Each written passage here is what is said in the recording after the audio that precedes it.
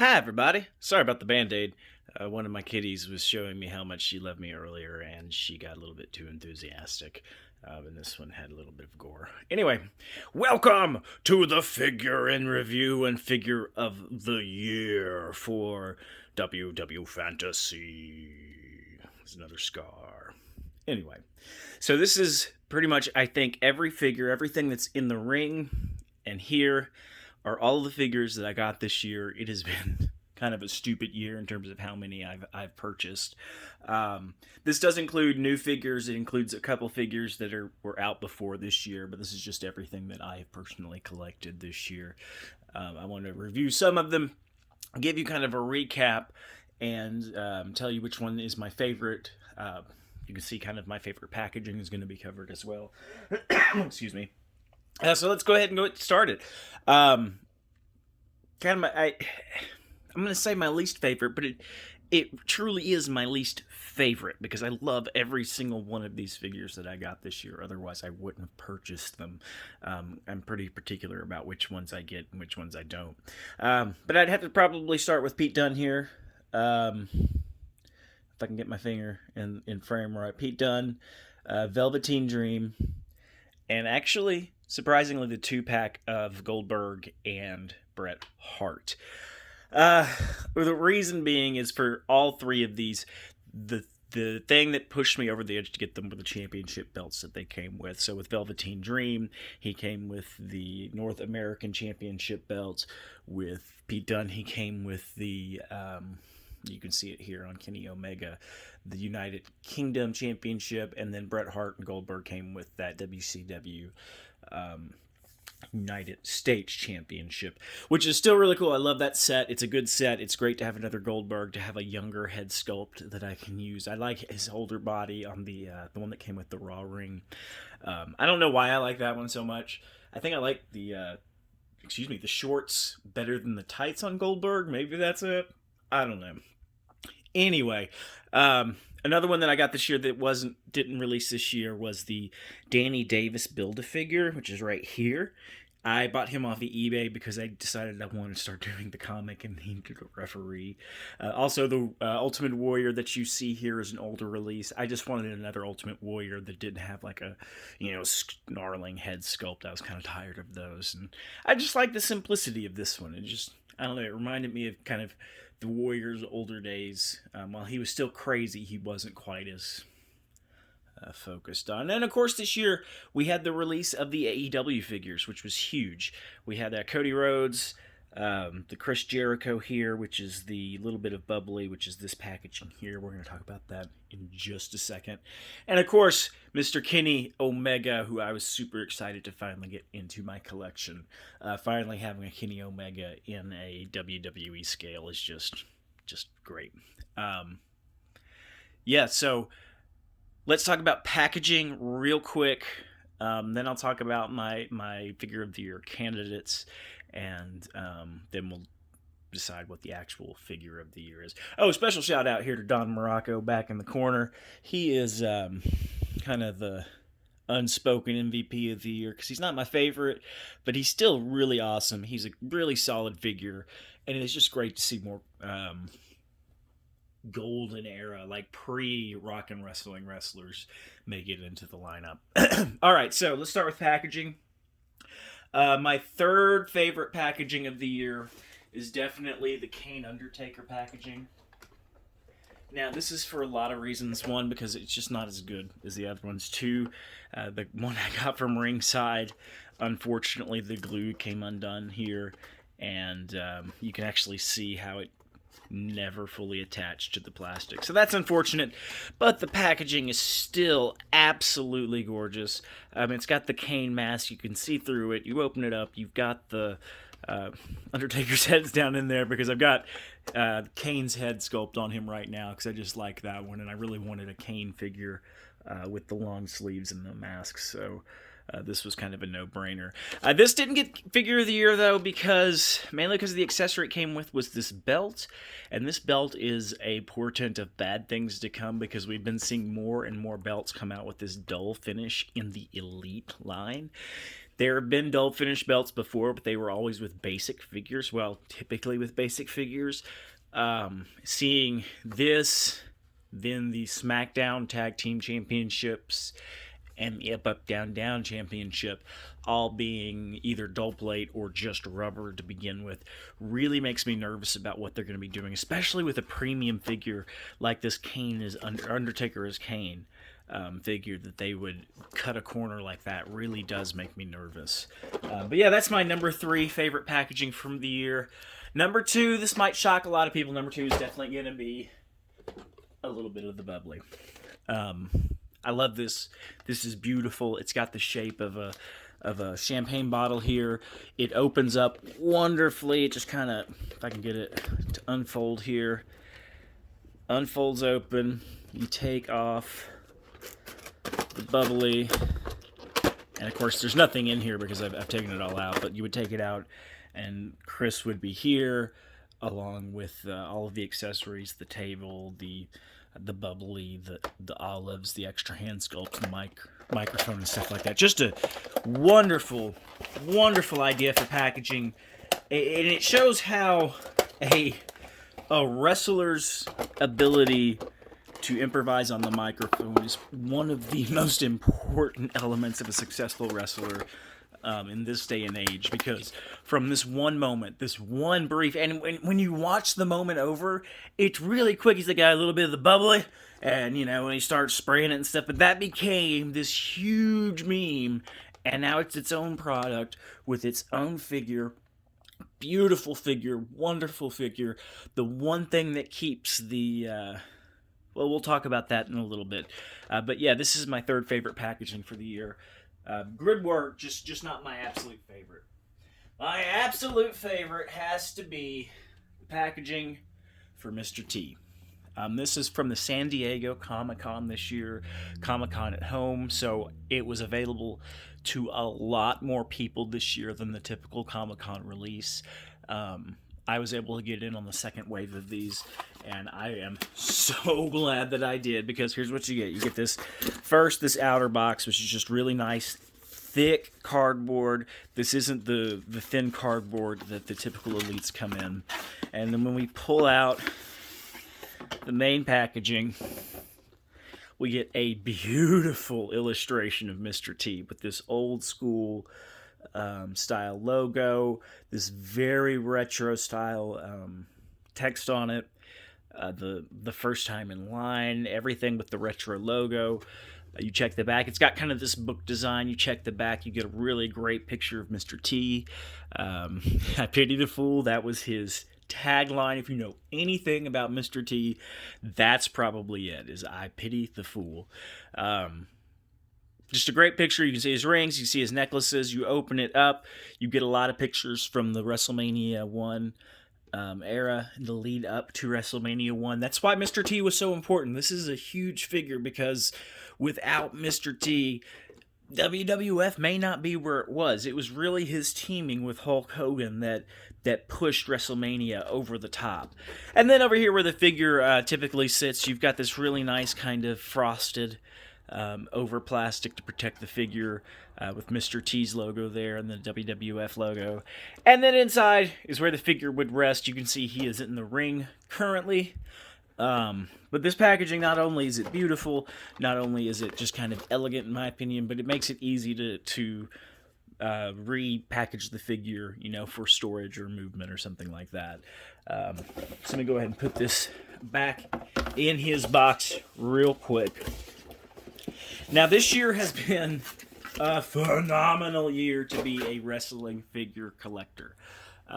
We had the release of not just amazing figures of characters like The Fiend and Mr. T, but we had golden era greats like Billy Graham, Paul Orndorff, people from the slightly later era of Golden Age and into rock and wrestling in the new generation, like Jake Roberts. You've got another Bret Hart from the Attitude Era.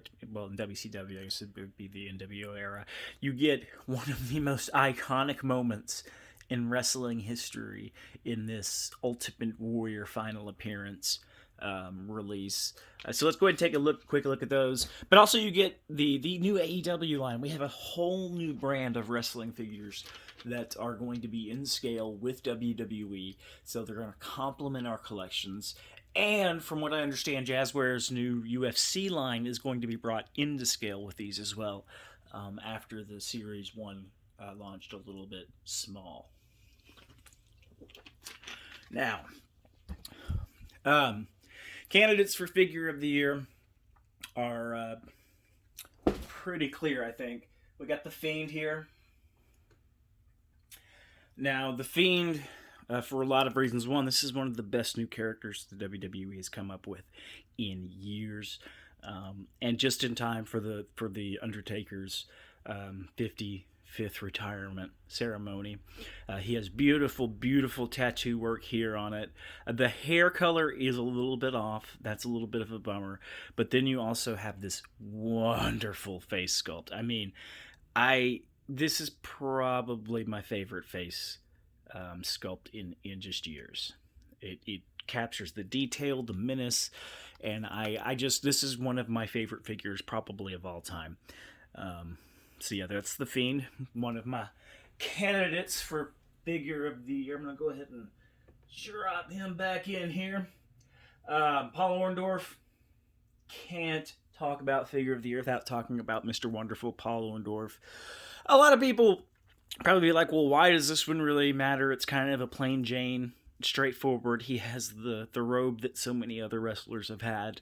I mean, it looks fine, but this guy was a part of that first WrestleMania importance too, along with Mr. T and Hulk Hogan and Roddy Piper. You had Paul Orndorff. His feud with Hulk Hogan was one of the big drivers of the success of WrestleMania 1. So when he was announced, I was just so pumped because I really had wanted an Orndorff for a while. And while they had released one before, it was a fairly limited release, and it was so many years ago that it's just astronomically expensive now. It's kind of stupid. Plop him right back in. Come on. Oh no! Get this guy. Well, we'll go ahead and take a look at the Ultimate Warrior here.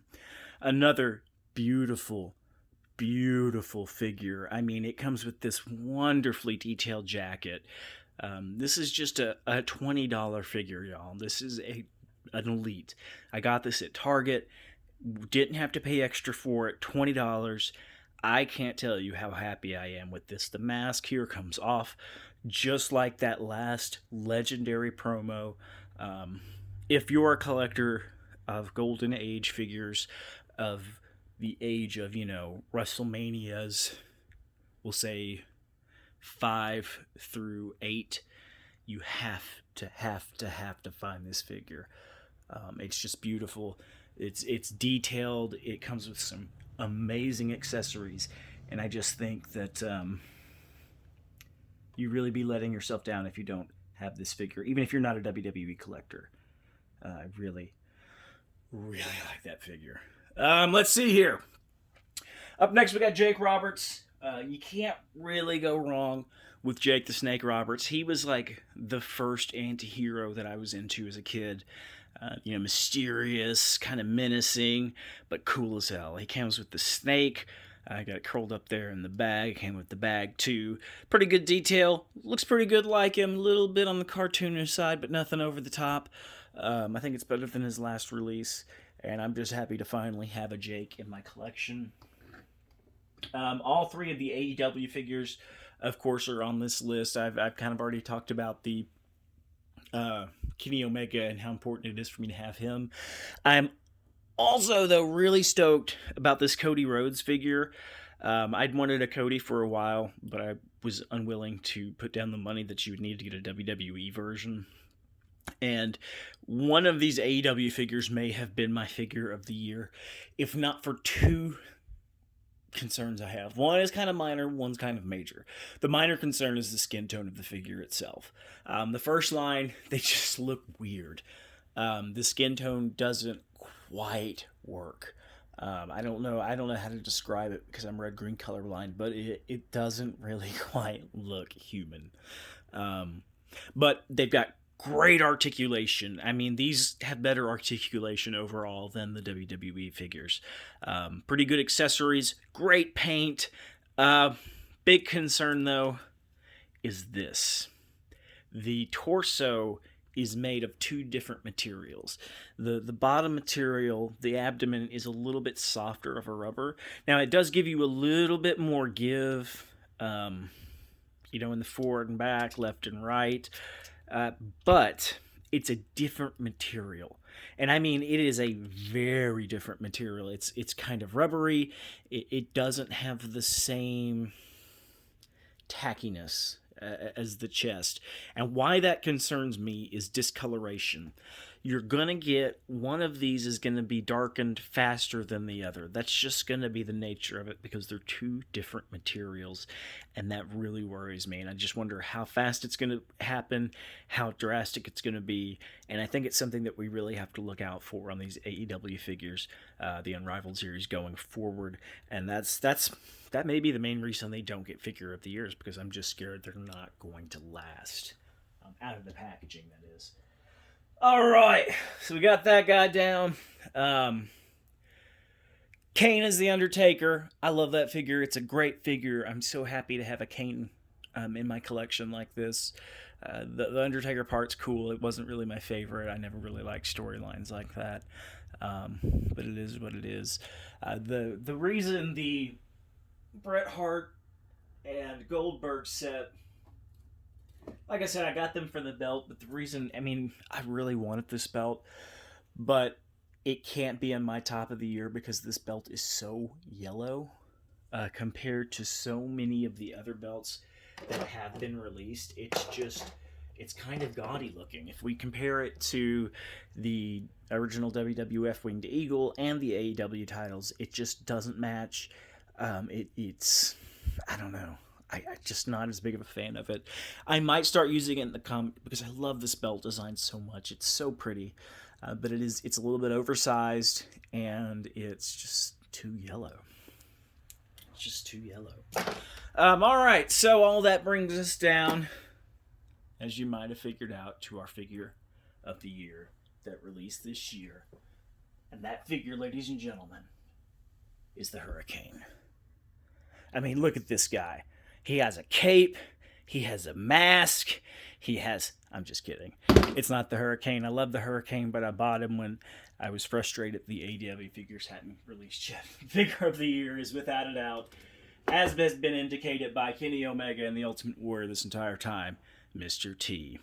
The reasons. One, it comes with some great accessories. It has the gauntlet here, it has the bracelet, it has the rings on the fingers. You get another set of hands that doesn't have the rings. It comes with all of the necklaces, which is so vital to who Mr. T was. It comes with the belt. All of it comes off, of course. You can take off his camo jacket, get him down to his ring gear. Now, this isn't his WrestleMania 1 ring gear, but this was stuff he wore leading up to that appearance itself. The belts are like shiny blue. They got the red and the blue laces. It's just perfect. It's one of the best figures that Mattel has released in years, and it's a very important figure in terms of his impact on the industry as a whole. You add to that the best packaging that we've seen for a wrestling figure in years, and there just can't be any doubt that the Mr. T figure is probably the best release we've seen. Well, it is the best release we've seen this year, and it's probably the best release we're going to see for a number of years. My runner-up was actually the Billy Graham figure, just because I've always wanted a superstar Billy Graham, and they really pulled this one off well with the two head sculpts from different eras. He's built, he's ripped. The tights look amazing. It's just a fantastic figure, but at the end of the day, the best figure has to be this Mr. T, and I'm really looking forward to working him into my storylines. Might take a little bit, but we're going to get there eventually. But if you're going to buy any figure this year, definitely Mr. T. Second, if you're going to buy any figure, probably I'd say the Ultimate Warrior, even though Billy Graham is my second favorite. The Ultimate Warrior is a bit more historical and important. Anyway, that's the Grand Prix Wrestling and WWFantasE Figure of the Year in review. I hope you've enjoyed it. I hope you've learned something. I hope maybe you're feeling a little bit more inspired to collect, whether that's open collection or closed collection. That's okay. Whatever makes you happy is the way to do it. But whatever you do, keep collecting.